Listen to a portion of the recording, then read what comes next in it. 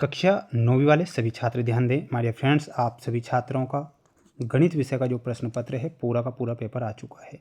My friends, 100% वो paper आया है जो कि आप सभी छात्र बेसब्री से इंतज़ार कर रहे थे। ये आप देख सकते हैं माय फ्रेंड्स, पूरा का पूरा पेपर और सॉल्यूशन मेरे द्वारा यहाँ पर आपको बताया जाएगा, जो आपको परीक्षा में 100% देखने को मिल जाएगा। एक भी प्रश्न माय फ्रेंड्स मिस नहीं करना है, क्योंकि पूरा पेपर और उसका सॉल्यूशन मेरे द्वारा बताया जा रहा है। तो आइए शुरुआत करते हैं हमारे क्वेश्चन नंबर फर्स्ट से, जो परीक्षा में छप रहा है।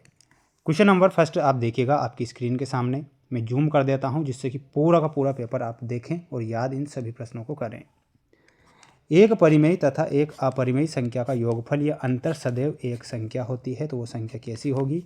माय फ्रेंड्स, इसमें आपको ध्यान रखना है वो संख्या अपरिमेय संख्या होगी। तो इसमें आपको ऑप्शन नंबर बी जो दिया गया है करेक्ट करना है। बहुपद एक्स स्क्वायर प्लस 3x की power 4 plus x minus 4x की पावर 3 प्लस 7 की घात क्या है? घात आपसे पूछी जाएगी। तो प्यारे विद्यार्थी, इसमें आपको 4 इसकी घात होगी, 4 आप लिखेंगे। समीकरण x माइनस 2y बराबर 4 का एक हल है। तो इसका जो हल होगा 4 0 इसका एक हल है। किसी समकोण त्रिभुज में एक कोण 45 डिग्री का हो तो दूसरा कोण भी 45 डिग्री का बनेगा। तो इसमें आपको 45 डिग्री लिखना है। स्क्रीनशॉट ले लीजिए। जितने भी भैया बहन हमारे साथ जुड़े हैं तो वीडियो को लाइक जरूर कर दीजिएगा। चैनल पर नए हैं तो सब्सक्राइब जरूर करके रखें। माय डियर फ्रेंड्स, आपके लिए मेहनत प्रयास लगातार हमारे द्वारा किया जा रहा है और बच्चों के नंबर आ रहे हैं। हिंदी विषय में भी प्यारे विद्यार्थियों 95% पेपर आया। संस्कृत में भी 95% पेपर आया। तो प्यारे विद्यार्थियों, गणित की भी टेंशन मत लेना, पेपर आएगा। अगला है अर्धगोले का आयतन क्या होता है? तो अर्धगोले का जो आयतन होगा इसमें आपको ध्यान रखना है my dear friends, 2/3 pi r cube. एक बारंबारता बटन के वर्ग चिन्ह 15, 20, 25 है। चिन्ह 20 के संगत कोण है। तो 17.5 माइनस 22.5 ये आप यहाँ पर लिखेंगे और याद करेंगे। अगला प्रश्न छाप लीजिए, रट लीजिए, कुछ भी कर लीजिए, पर प्यारे विद्यार्थियों प्रश्न छोड़कर मत आना। 100% प्यारे विद्यार्थियों प्रश्न पत्र आ रहा है और वादा कर रहा हूँ कि पेपर बाहर नहीं है। बहुपद x cube minus x square plus 1 में एक्स स्क्वायर का गुणांक क्या होगा? तो एक्स स्क्वायर का जो गुणांक है माय डियर फ्रेंड्स, इसमें आपको -1 लिखना है। एक्स बराबर 4 का समीकरण है। तो ये जो समीकरण है ये वाई अक्ष का समीकरण है। यहाँ पर आपको लिखना है वाई अक्ष। जब किसी समीकरण निकाय का कोई हल होता है तब निकाय खालिस्तान निकाय कहलाता है। तो उसे हम संगत निकाय कहते हैं। तो यहाँ पर आपको लिखना है संगत। यदि किसी समांतर चतुर्भुज के विकर्ण परस्पर समान और लंब हो तो वह चतुर्भुज होगा। तो वह चतुर्भुज क्या हो जाएगा? वर्ग हो जाएगा। तो यहाँ पर लिखेंगे वर्ग। वृत्त का केंद्र वृत्त के अभ्यंतर में स्थित होता है। तो यहाँ पर आपको क्या लिख कर आना है? अभ्यंतर लिखना है।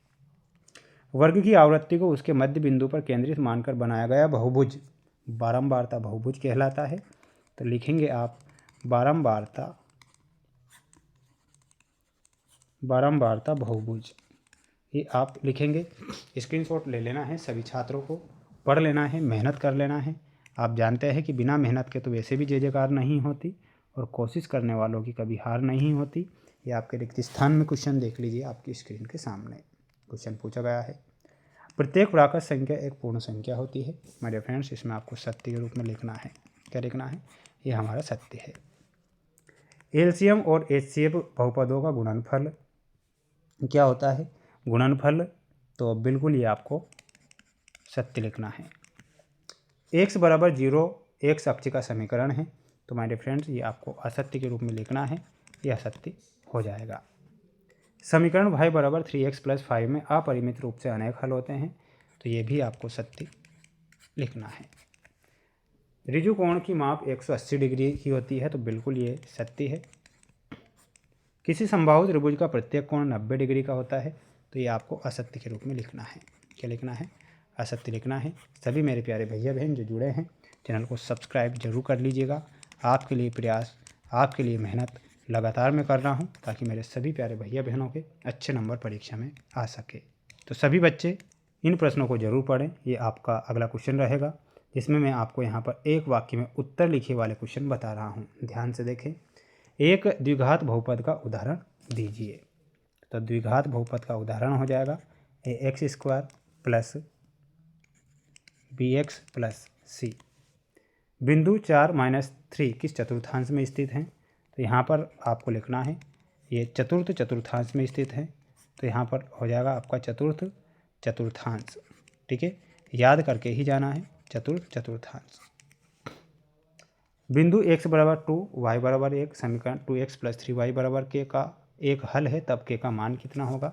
तो k बराबर हो जाएगा 7। एक बिंदु से होकर कितनी रेखाएं खींची जा सकती है? तो एक बिंदु से अनेक रेखाएं हम खींच सकते हैं। सर्वांगसम त्रिभुज को परिभाषित कीजिए। तो याद करना है वे त्रिभुज जिनके समान आकार एवं समान माप होते हैं सर्वांगसम त्रिभुज कहलाते हैं।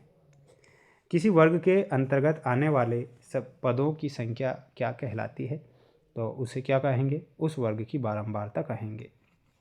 तो यहाँ पर लिखना है उस वर्ग की बारंबारता, ये आपको लिखना है। स्क्रीनशॉट सभी बच्चे ले लीजिएगा। माय डियर फ्रेंड्स, इन सभी प्रश्नों को अच्छे से याद करना है, अच्छे से मेहनत करना है। और एक और बात बता देता हूँ प्यारे विद्यार्थियों, अगला जो सेट पेपर है वो भी मैं नेक्स्ट वीडियो में बताऊँगा। मेरे द्वारा आपको मोस्ट प्रश्न जो बताए जा रहे हैं परीक्षा में बनेंगे और ज़रूर बनेंगे।